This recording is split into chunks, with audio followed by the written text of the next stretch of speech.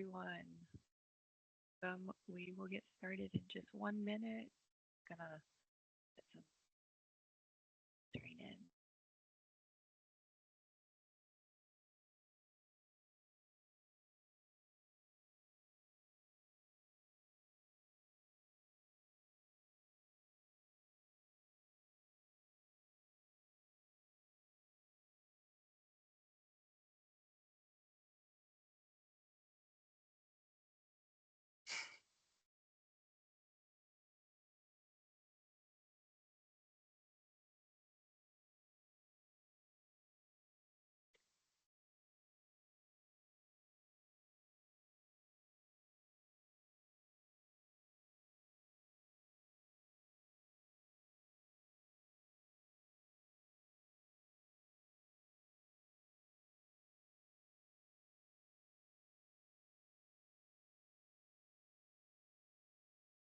Um,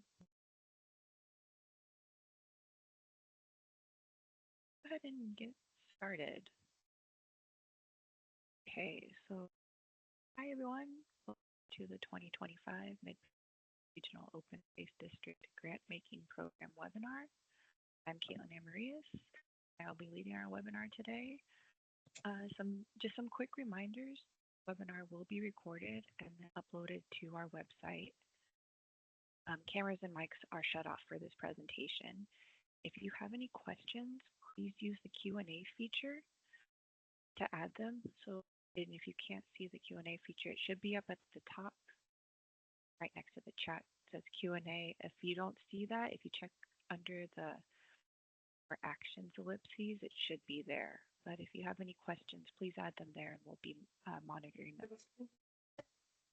Okay, so get started. Quick agenda for the day. In the next 35-ish minutes, we will have introductions of the grants team here at Midpen, a review of our mission and general district, grant making program, and dive into the 2025 grant making program updates, funding priorities, application process. At the end, there will be time for questions, and we'll go over any questions that pop up in the chat as well.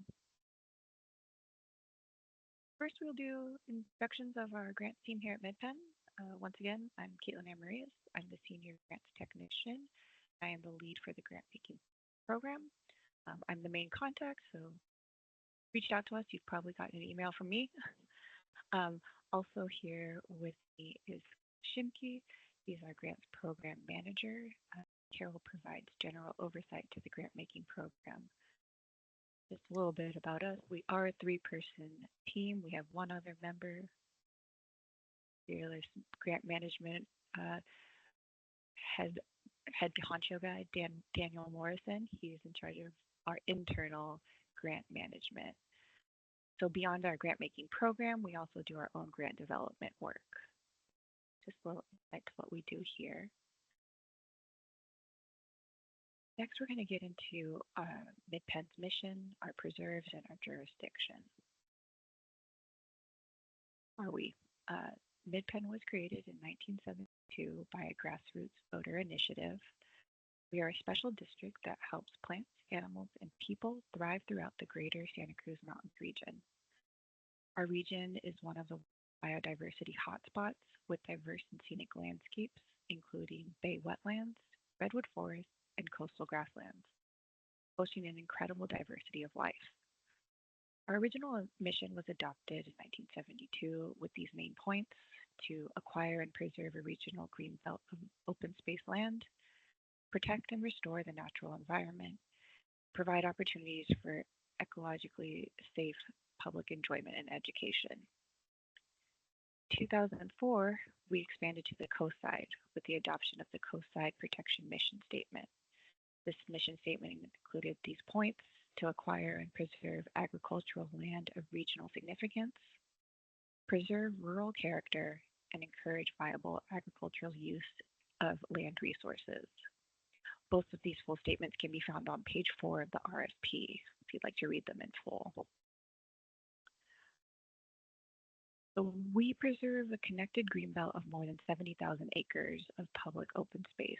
And we have 27 preserves, as you can see down here on the side. 25 of these 27 are open to the public. Our lands include mountain, foothill, and bay land open space. The vast majority of our jurisdiction lies within San Mateo and Santa Clara counties. So this incorporates all the cities in those counties as well as the unincorporated and census designated communities. Funding for our work here at Midpen primarily comes from property taxes and the 2014 Measure AA bond. So I know it's a little bit light, but if you look, our jurisdiction is all of that yellow highlighted area, and these dark kind of green spots are preserves, and we also have two out on the bay side with Ravenswood and the Stevens Creek nature area. So yeah, that's all of our jurisdiction. Okay, so now we'll get into the good stuff. So we're going to go over the overview of the grant making program as well as the details of the 2025 RFP. So just some background. The grant making program was put into effect on February 28th, 2018 with three purposes. One, to support projects that further the district's mission. Two, to build capacity of academic and nonprofit institutions in order to sustain and grow the conservation field. And three, facilitate the district's mission and work by building and strengthening partnerships. This board policy also included the descriptions of the three funding priorities, which we'll go into more detail later, but applied science, access, interpretation, and education, and network and partnership support. It also provided guidelines for grant management and internal control, as well as grant requirements and processes. So since its inception in 2018, we have had three grant making cycles. And in that time, we have awarded 22 grants to 18 organizations, totaling at $839,725 awarded. Recently, the grants team went to the board of directors for updates to this policy. These updates included the adoption of an impact statement, increase in available funding and grant sizes, as well as updates to the grant period and funding priority descriptions. Again, we'll go into more details of what those updates were later in this presentation. All of these changes were approved unanimously by our board in August of 2025 and have been implemented to this RFP. Now we will get into the 2025 RFP and grant requirements. As we mentioned before, the request to increase funding was approved by the board. We are excited to announce that for this round, we have $300,000 in available funding. Grants will still be made at two levels, Tier 1 and Tier 2. Tier 1 is for projects or programs up to $30,000, and Tier 2 is for projects or programs up to $60,000. There are now two different application requirements for each tier. Tier 1 will only need to complete a pre-proposal. Tier 2 applicants will need to complete a pre-proposal and, if invited, a full proposal. More details will be presented later. So for grant requirements, eligible applicants must be one of the following: public agency, K-12 school or academic institution, a 501c3 nonprofit or fiscally sponsored initiative if the sponsorship is established before submitting pre-proposal and the project has primarily charitable, scientific, or educational purpose. Our grant period has now changed to be, it must be completed and fully expended within 2 years of the executed grant agreement. At the moment, we anticipate fully executed agreements would happen in summer of 26. Therefore, the grant would need to be completed and fully expended by summer of 2028. Finally, applicants need to fall under one of the three funding priorities and meet project location specifics. Again, our three funding priorities are applied science, access interpretation and education, and network and partnership support. Project location requirements have changed a bit this year, and we'll go into more details when we get to the funding priorities section. So what are eligible costs for this grant? These costs are important when you're creating your proposed budget, which would be due in the pre-proposal. The documentation requirements here are for documentation that would be needed at time of reimbursement request. So if awarded, what we would need from you.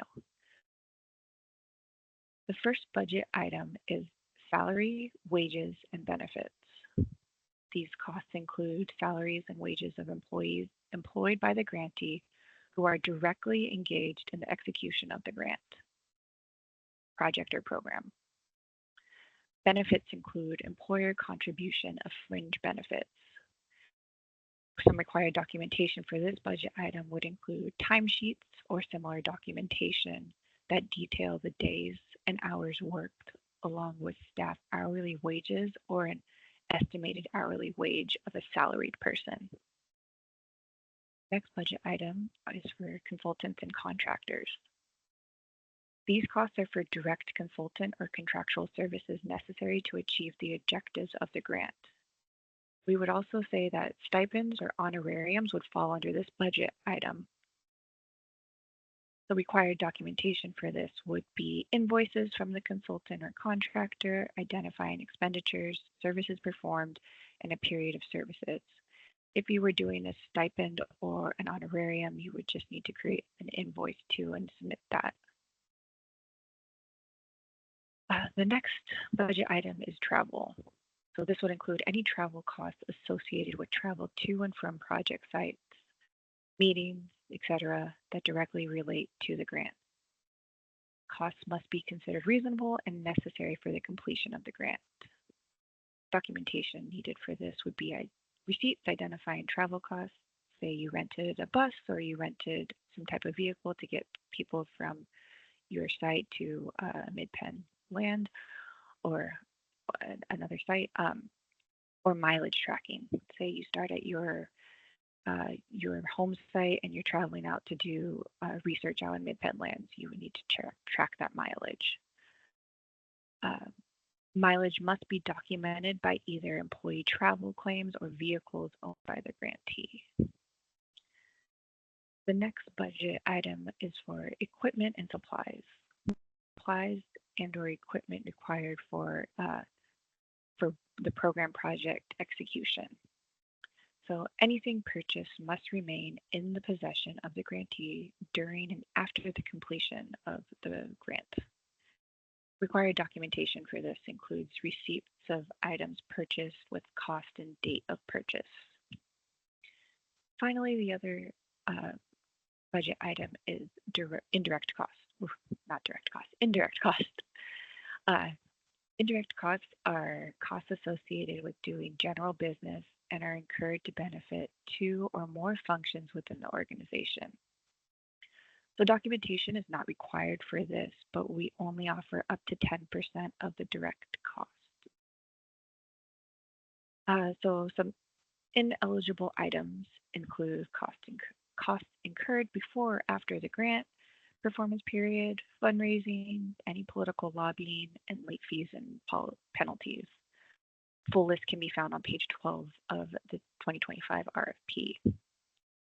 So with that, I'm actually going to turn it over to Carol to discuss our grant making program purpose and impact. Thank you, Caitlin. Appreciate that, and good afternoon, everybody. Our grant making program is guided by its purpose and a newly defined intended impact. The purposes of the grant making program are to help advance Midpen's mission, build grantee capacity in the conservation field, and facilitate partnerships.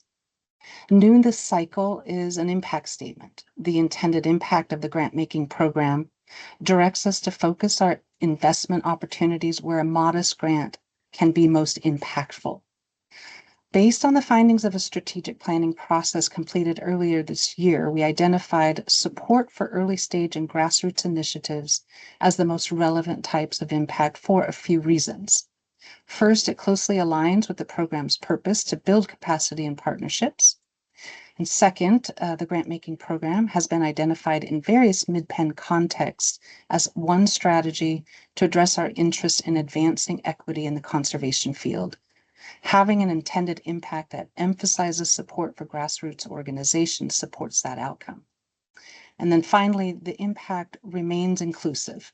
That is, while the impact emphasizes support for grassroots efforts, it does not exclude larger resource organizations from applying. So what do we mean by grassroots and early stage, and who is eligible to apply for which type of project? For this RFP, grassroots is defined financially with an organizational financial threshold of 1.2 million or less, determined by end of year net assets minus non-liquid assets, such as the value of land, building, and or equipment. For most nonprofits, a common source for this information is your organization's IRS Form 990. If your organization last filed Form 990EZ, the organization is automatically considered grassroots. If the project is a fiscally sponsored initiative, that would also be considered grassroots. Schools, universities, and public agencies are not considered grassroots in this context. The types of projects that a grassroots organization can apply for include either an existing project or an early stage project. And by early stage, we're referring to a project or program that incorporates a new venture, which we define in a few ways. One way is that the venture could be taking an existing project or program in a new direction, or it incorporates a new component. For example, an existing program that's serving urban youth, and they decide they want to newly incorporate hikes in Midpen preserves for those youth, and they want to apply for funds to support this new component. In this example, there is a new component being added to an existing program. If you're applying for an applied science field research grant, the venture would be taking existing research in a new direction. Another way to be an early stage venture is that it could involve expanding the reach of an existing project, such as serving a new group of people, like a new school population, or conducting your existing services in a new location, like you've had one service site and now you want to establish a new service site. For applied science applicants, expanding reach is similar to taking a project in a new direction. It's like conducting existing research in a new geography, for example. Maybe the existing research happened in coastal grassland, and the expanded research is to conduct that research on mountain grassland. Finally, a new venture could simply be a brand new project or program or research.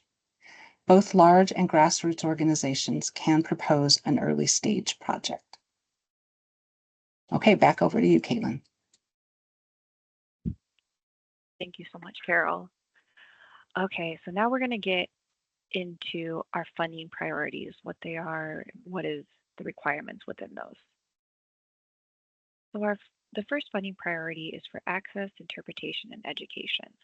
This priority is for programs and projects that facilitate equitable access and broad opportunities for all to experience being in nature.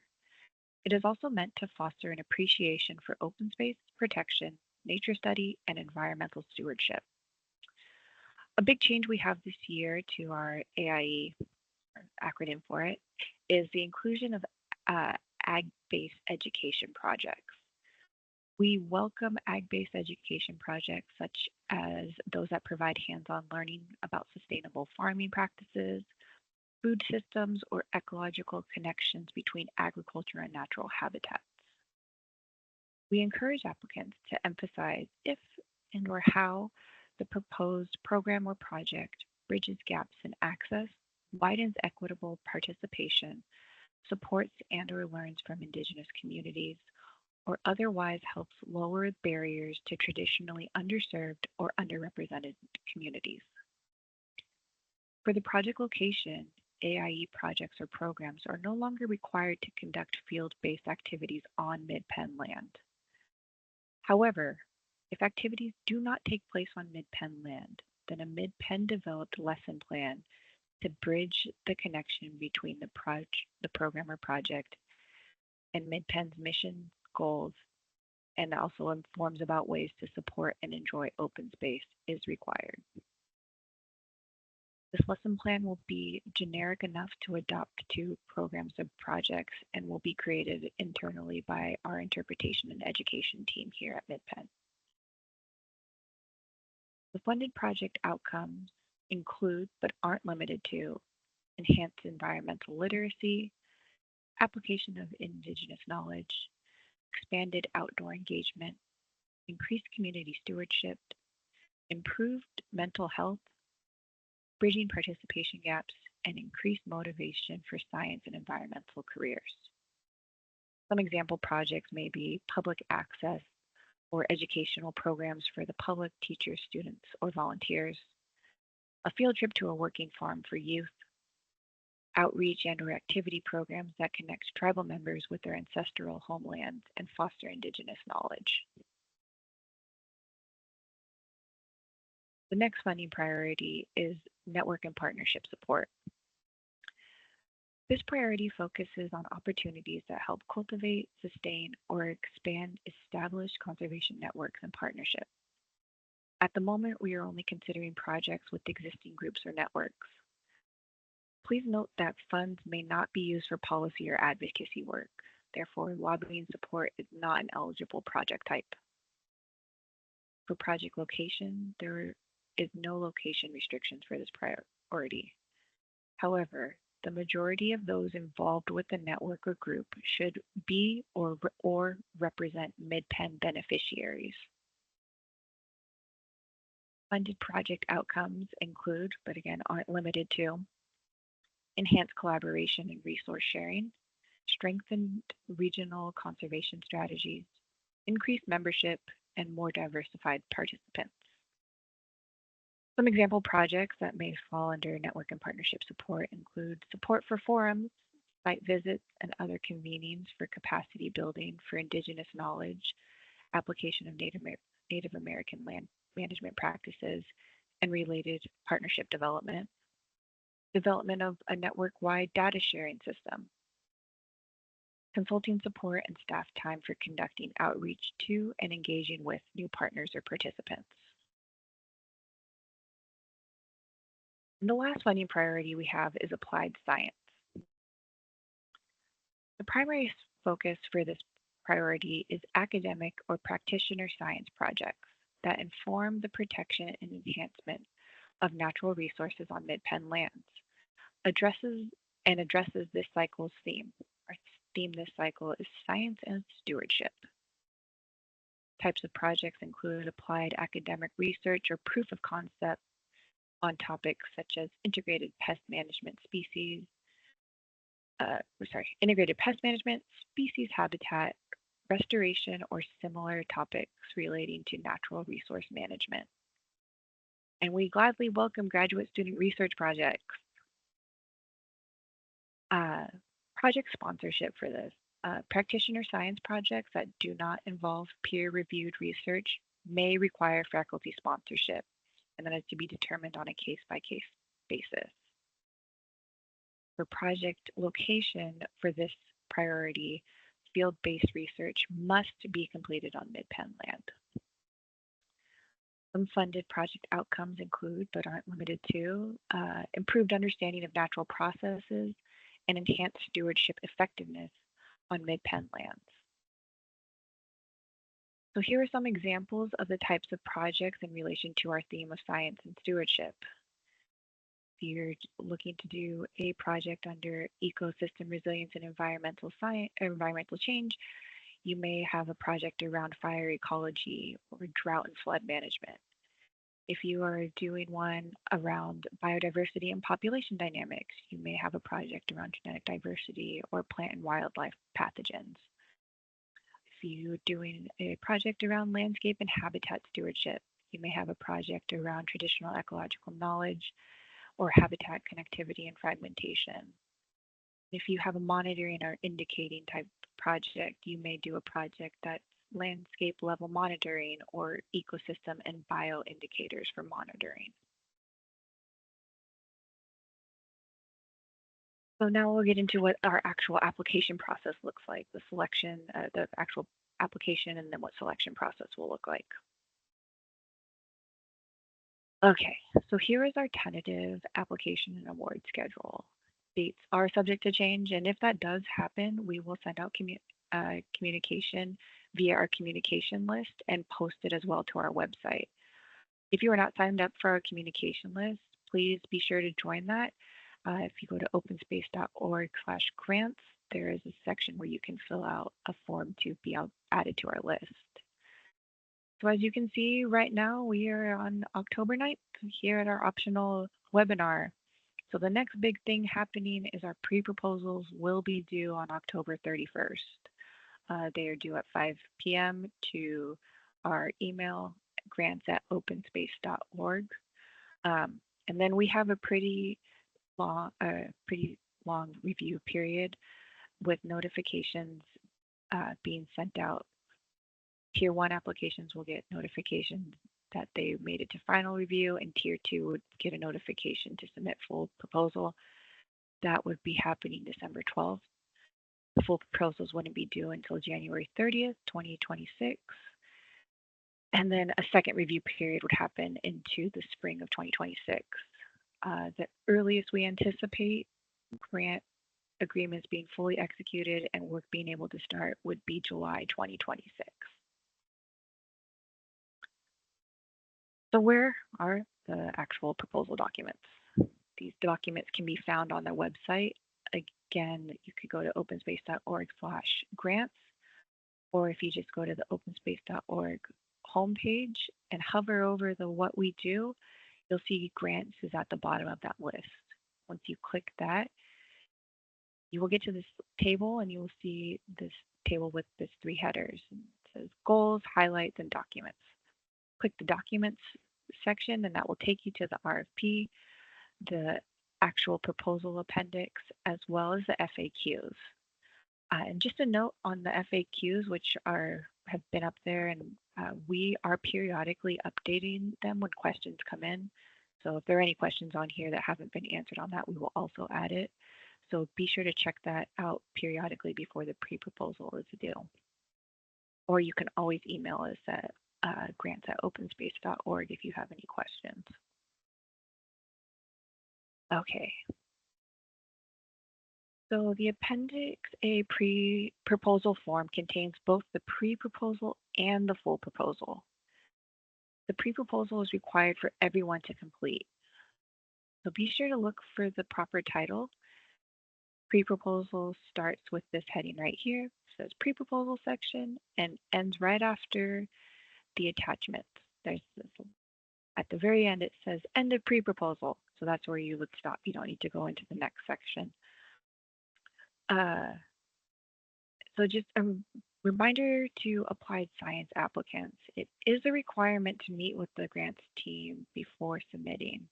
It is strongly preferred that you meet with us prior to submitting a pre-proposal to discuss the project and determine whether faculty sponsorship is needed. If that is not possible, we will ask to schedule one during our first review period. This round, we have updated the pre-proposal to be a bit more robust while still maintaining manageability for applicants. Most of the questions within that pre-proposal are checkboxes, and there is a one-page narrative. It is really important that you stick to that one-page guideline. You can adjust the margins so they're small and keep it single space if you feel like you need more space to get all your information in, but we do ask that you stick to the one page. And again, this comes with the other change that tier 1 applicants will only need to provide a pre-proposal. If you're a tier 2 applicant, you will be notified if you are invited to submit a full proposal. So the full proposal will also be within that document. Invitations to submit full proposals will be sent out by December 12th. And again, Tier 1 will also be notified if they are moving on to final round. So that full proposal is also in that Appendix A proposal form after the pre-proposal. I'm going to look for the heading here that says full proposal Tier 2 applicants only. When that's where you will start. When submitting the full proposal, we do ask that you also include your pre-proposal, just so all of our reviewers can read it all together. The full proposal is mostly a narrative of up to 3 pages with a more in-depth scope of work as well as an organizational description. There is also a project budget table that includes place for other funding sources for your project or program, if applicable. That is not required, but if you have it, you can put it in there. Okay, so our evaluation criteria. Tier 1 and Tier 2 are evaluated with the same merit criteria. We won't just select the best of Tier 1 and the best of Tier 2. We will select the best from each while looking for diversification. The criteria for the pre-proposal, again, this would be both Tier 1 and Tier 2 applicants, is separated into 6 categories. We have the Midpen mission, goals, and grant-making funding priority. That would be worth 20 points. Project goals, objectives, and outcomes, again, up to 20 points. Impact, up to 20 points. And impact here is going to refer to your organization and project being grassroots or early stage or both. Make sure that you are eligible that way. We also will have an equitable engagement criteria for 15 points. The grant request budget will be 15 points. And for applied science only, there will be another category of relevance to stewardship decision making, which will be 10 points. The total base points possible are between 90 and 100 points. If you are invited to submit a full proposal as a Tier 2 applicant, you will have 2 additional criteria buckets. So that would be the organizational capacity, which would be for 10 points, and the project budget, which would be for 15 points. And your project budget may very well be the same as the grant request budget. This also, again, just gives you a space to add if you have any other funding sources or if your budget has changed since you submitted the pre-proposal. So the total additional points possible are 25 points. So the total points possible from all criteria will range from 90 to 125. Final scores are determined by totaling the number of points awarded for each criterion and dividing them by the number of possible points to reach a percentage. So for example, a Tier 1 applied science proposal receives 91 out of 100 base points, which is 91% of the total base points possible. So they would score a 91%. Another example is a Tier 2 access interpretation and education proposal. They receive 85 out of 90 total base points possible, roughly a 94%. They are invited to submit a full proposal, which receives 21 of 20 out of the 25 additional points. So this gives them a combined score of 106. This combined score is divided by 115, so the 90 base points plus the 25 additional points, and that gives them a percentage score of 92%.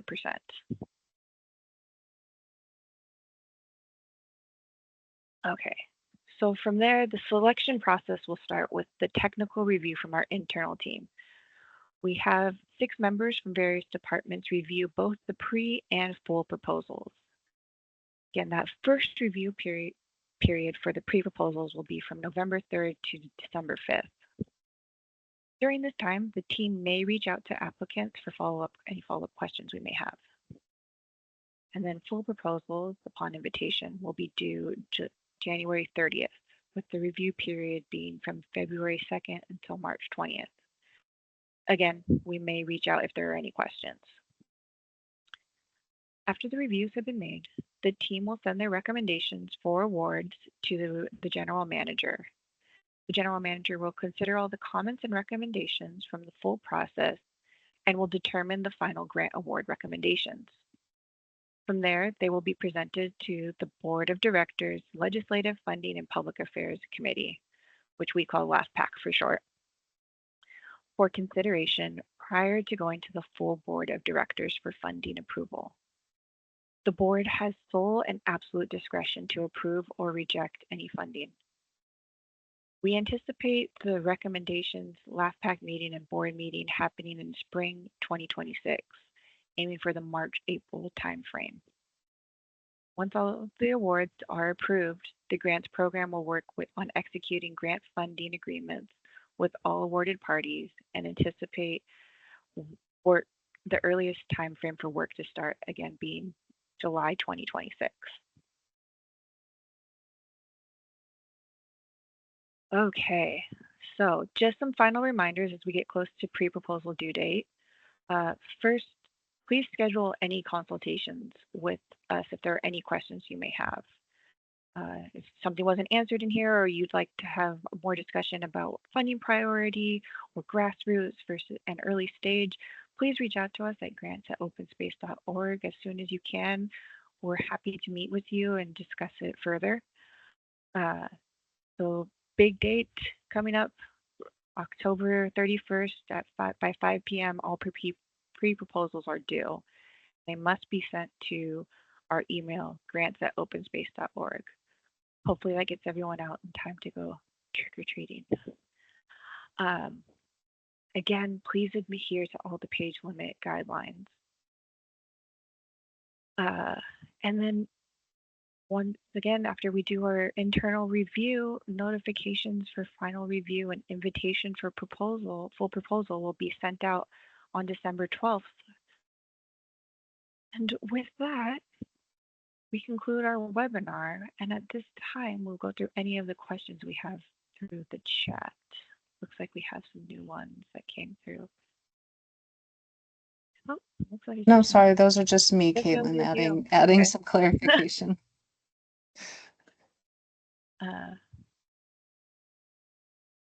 One thing to remind everybody. Oh, Karine has a question. Are we able to unmute? Karine, can you put your question in the Q&A?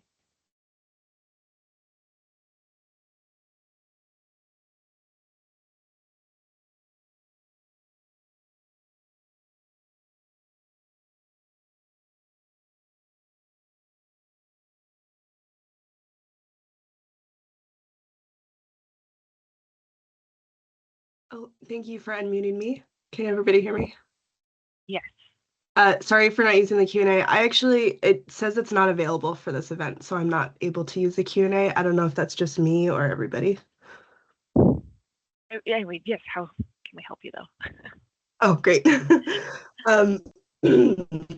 I was hoping for some clarity on the network funding priority and like who qualifies as a network.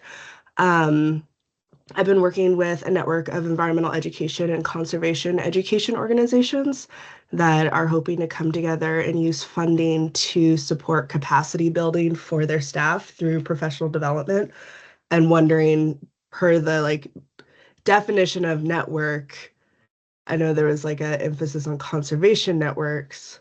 I guess I'm curious if this network would be eligible.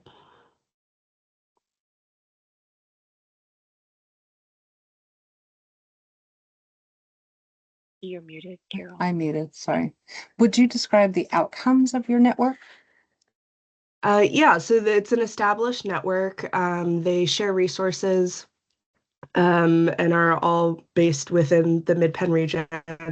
And they're community education partners. So they work with school groups, after school groups, homeschooling groups, and take young people out on the land for environmental education and conservation education programming. And through this kind of project support, they are hoping to use funds that could pay for professional development for their staff, not just their education staff, but marketing and grant writing and executive directors, that could lay enhance foundational understanding of uh, instructional practices, best practices that are centered in culturally responsive and equitable program design, instructional practices, to then better improve their programming for youth. That sounds really interesting. I think one of the key things is whether or not the focus is about conservation. Um, but otherwise, capacity building is of interest within the network and partnership support funding priority. So from that perspective, it seems like it could be a fit. I think the main thing is to direct you to whether or not you can identify a Midpen goal that it would relate to, and then looking at the funding partnership outcomes to determine whether it's a network partnership support opportunity or is it access interpretation education.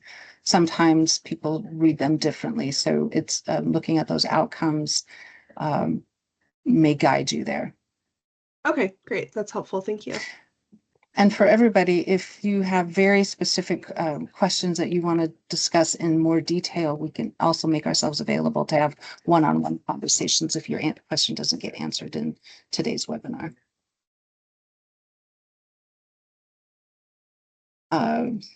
Let's see. I'm sorry, we don't have an order here. Hold on one second. Kelly, did we unmute you? Did you get unmuted? Let me try to. There we go.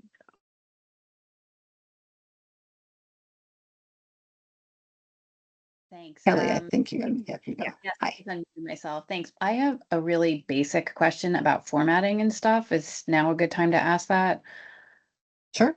Okay, so the way the proposal form is set up is in a PDF and it's fillable, which is awesome. But I don't know how to add do something as basic as like adding rows to the work plan. So I was just wondering about that. Yeah. Sure, I'll let Caitlin address that. Yeah, so you're looking at work plan outputs, deliverables. Yeah, that's, I don't think a function actually in a PDF. You are more than welcome to create another document with that table and add that in as well. Okay, so it's best to fill out the form and then do the one-pager description and like plan separately. That wouldn't count towards your one page because some of our rows got cut off, and so I apologize for that. But yes, you can add that as another document, and it won't reflect your one page narrative. Okay, and can we do the grant request budget as a separate document too, or? If it's not going to fit in there, okay, yes, you can do that as well. You could put the grant, the work plan and the grant budget in like one document. That should be one page. Okay, is the work plan, do you have a page limitation on that? There is not a page limitation because that's not it's not a narrative. We're only asking for you to fill it out in the table. Okay, thank you. Of course. Okay, I'm going to allow Katie, you can now unmute.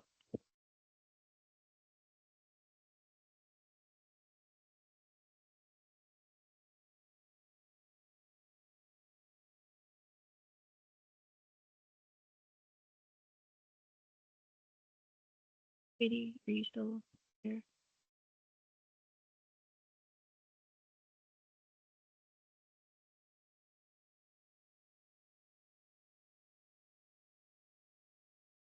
Okay, I'm going to go on to Jill and we'll come back to Katie. So Jill, you should be able to unmute your mic now. Hi, can you hear me? Yes. Okay.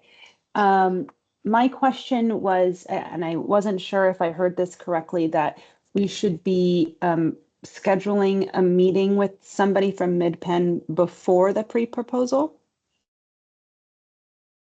So it is highly suggested if you are in applied science funding to meet with us before pre-proposal. If you have any general questions or specific to what your project is and you would like to meet with us, yes, you would need to meet with us before the pre-proposal is due, but that's not a requirement. Okay, gotcha. So that was just for the one of the funding priorities, not for all of them. Correct. Perfect. Thank you. Of course. Okay. Like Katie's back. Let's try again. Katie. Okay. Can you unmute now, Katie?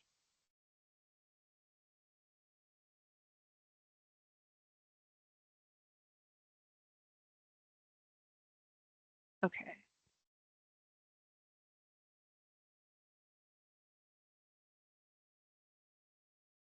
I'm muted. Now I'm muted. Katie, if you've got a question and are unable to ask, feel free to email us at grants@openspace.org.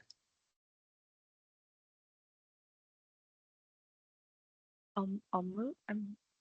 I'll mute. Yes. Would you like? I think you should be able to unmute now.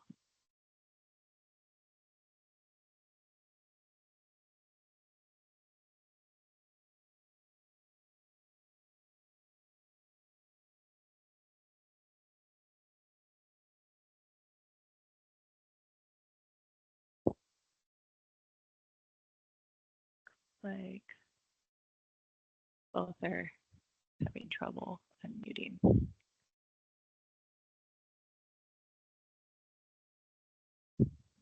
Okay, we're gonna come back, but let's go to Jesse.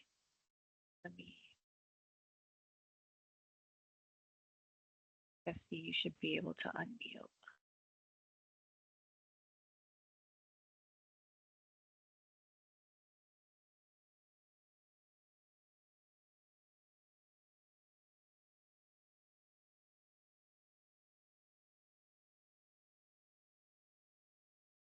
Okay, looks like we're having some trouble.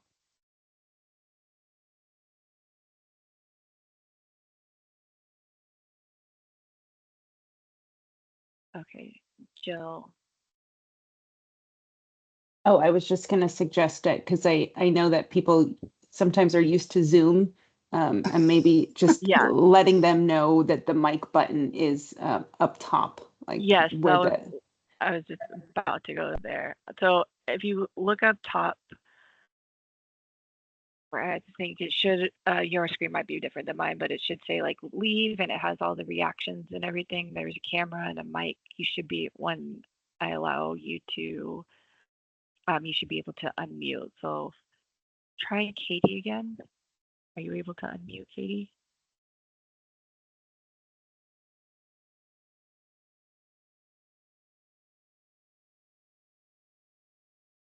try that now, Katie.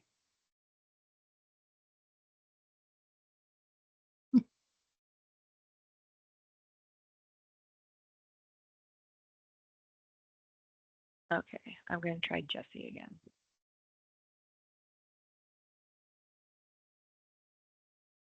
Jesse, you should be able to unmute.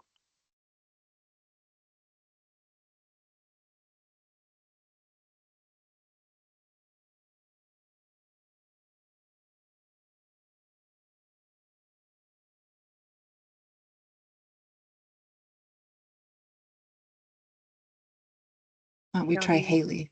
Yeah, you want to, can you try Haley, Carol?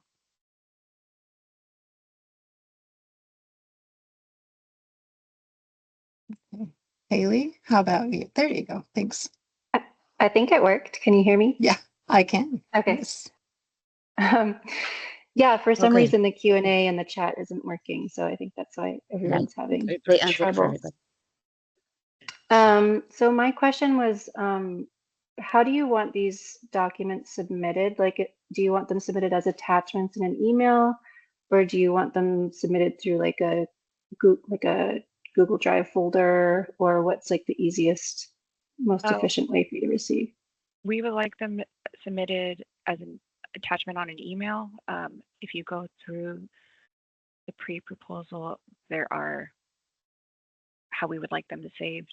So Yeah, okay. I yeah, saw you that, how to yeah, name them each, yeah. yeah, and then when you're submitting the fillable part of the pre-proposal, just your organization name pre-proposal. So when I fill out some of the line items in the PDF, like some of them are too long and get cut off in those fillable spaces, like our organization name, our address. So some of the things like my email, stuff like that, like it's cut off because the space isn't large enough. And I don't know if that's just me not using it correctly or um, If you're having, I would say, Caitlin, if there's any struggle with the PDF, go to a Word document and you can create your proposal in a Word document that reflects what was in the PDF. Does that make sense? You can sure. the PDF. If you can convert it to a Word doc, that would be great. If you're running into any trouble with that, please reach out to me and I can help you and send you a Word doc version. Of Oh, okay. Awesome. I'll probably do that. Thank you. course. It looks like Katie was able to unmute. I think so. Caitlin, can you hear me? Yes. Okay, Hi. good. Yeah, hi. Sorry, I'm used to Zoom, and I was trying to click on my photo for the mute Oh, unmute button, okay. not up at the right. And then by the time I found it, you had gone off. My first question was just to let you know that the Q&A and the chat were not enabled for this presentation. So that was my first question. If you could unmute, enable the Q&A button. So Yeah. I think everybody was having the same issue as you saw. No, I know, and I'm sorry that happened. Everything on my end is showing that it should be working, so I'm not quite sure what is happening. I Well, apologize. that's all right. That's all right. It makes me feel better about not being able to unmute. But no, I do have a question because we were interested in doing some on the education side, doing a vector-borne awareness of mosquitoes and ticks in particular. And we have a really good education program in both English and in Spanish. And then we usually supply little giveaways of little safe natural insecticides for their skin, picaridin, and also with the tick removers. We do supply tick removers to your volunteer program already. So we are kind of a semi-partner in that sense. But I was wondering if that would fall under the AIE section. You had give an example of biodiversity and I guess, and then the population dynamics. You were talking about pathogens. So would this fall under education, or do you think under the more of the sciencey side? The applied science is really about quantitative research. So you would be in the field doing research. So this sounds like it would be more of an education focused. Right. Okay. I think that's probably where we would fit in is the education Okay. side. We do with UC Davis, we do tick sweeps of different areas. We've done Windy Hill with working with the vector control the county. And so we could offer something like that as well from the research side. But but I'm not sure if that's something that you would be interested in or where we should focus. We would love to work closer with you guys, and I'm trying to figure out where we would best fit in. Yeah, that's a great, yeah, I think that's great to be thinking about what the fit, and we might need to have a separate conversation to learn a little bit more about Okay. if you're thinking to do something more research focused. Right. Okay. All right. Yeah. I think I'll do that. I think I'll set up a call with you guys and discuss that if it's something that would be valuable to have that statistic. It's a moment in time kind of snapshot of, the biodiversity, but maybe be Yeah. worth talking about. Okay. All right. Yeah. Great. Thank Good. you. Thank you. It looks like Almut was able to unmute. Yes. Yes. Okay. Hi. Hi. First of all, thank you so much for offering the webinar and this Q&A session. This is really helpful. I have a couple of short questions. One is, do you have data how many tier 1 or tier 2 proposals get funding? in terms of percentages?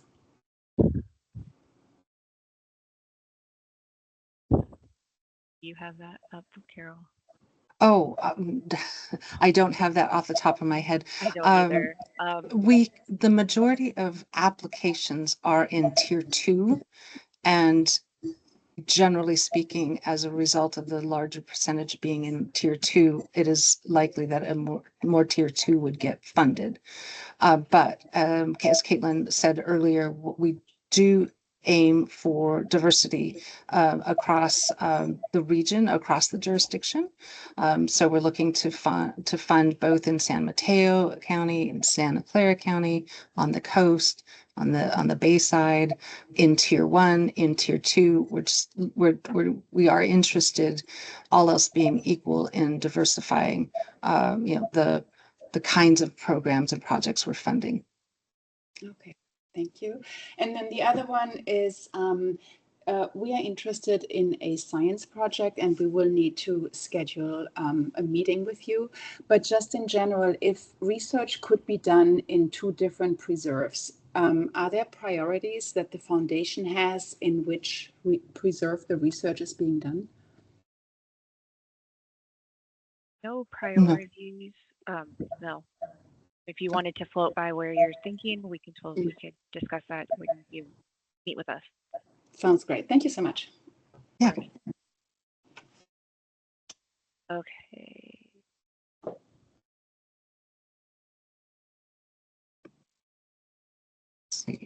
Yes, Jesse, I disabled. Oh, did you? Hey, Caitlin. Hey. Can you hear me okay? Yes. Okay, thanks. Hey, Carol. I just have a quick question. If we are interested in integrating your lesson plans into our program, is there a way to access those? Before being funded, or just in general? Yes, because before writing a proposal, because I would need to see the lesson plan in order to understand how it would fit into the scope of our programming. The lesson plan is not available yet. I can let you know that it is going to be generic enough, meaning that we'll talk a little bit about what Midpen does, why open space is important, how it connects to the work you do, and if you're working with a youth base, like why is it important for us to keep having open space, and what do we need to do as a community to ensure that this stays here for all to enjoy. Okay, thanks. Of course.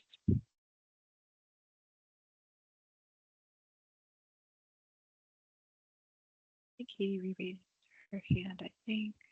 Helmut and Katie both still have hands up. Shall we? Oh, yep. Katie's hand went down. Helmut has another question, I think. Oh, nope, hand down. Okay. Okay.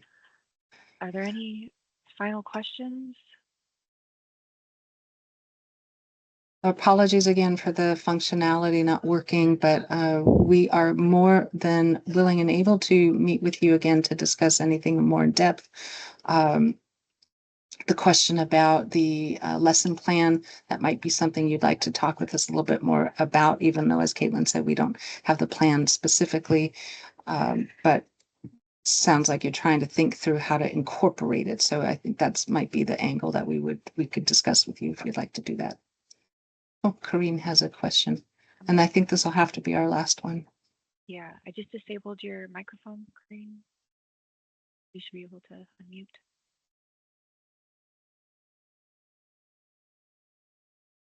Oops, I got disabled again. Are you doing it, or sorry, that's I'm not me. Okay, give me 1 second. Let me do this. Yeah, okay. You should be able to do it now. Great. Oh, thank you. I just wanted a quick clarification. The lesson plan question came up, and I remember reading that incorporating a Midpen lesson plan is required, and correct me if I'm wrong, if the project is not happening on a Midpen property. And is that only for the access interpretation and education funding priority, or also for like the network and partnership funding priority? Only for access, interpretation, and education. And yes, it's only required if you do not have an activity on Midpen land. And, for example, the entire project does not have to happen on Midpen land in that sense, meaning, say you run a youth outdoor education program, but you have at least one hike where you go onto Midpen land. That would satisfy that requirement. Not every single hike or activity needs to happen, but it satisfies the requirement going out there at least once to see what Midpen does and the lands that we preserve. Okay, and if the project is more focused, like in this case, on the educator experience, so the participants would be educators or staff at these organizations. Maybe this is more a question that I can follow up and like set up a Yeah. time to discuss further to figure out like what the angle is there and how we could kind of frame that for y'all. Yeah, Yeah. that would be great. I think it sounds like we should have a chance to chat offline. Okay, great. We'll reach out. Thanks so much. It looks like we've hit our time. So thank you all so much for joining us today. Thank you for all your questions. Again, if at any point something else pops up, please email us at grants@openspace.org. I'm happy to meet with and answer any questions you have. And again, this webinar will go up on our website soon if you need to refer back to anything.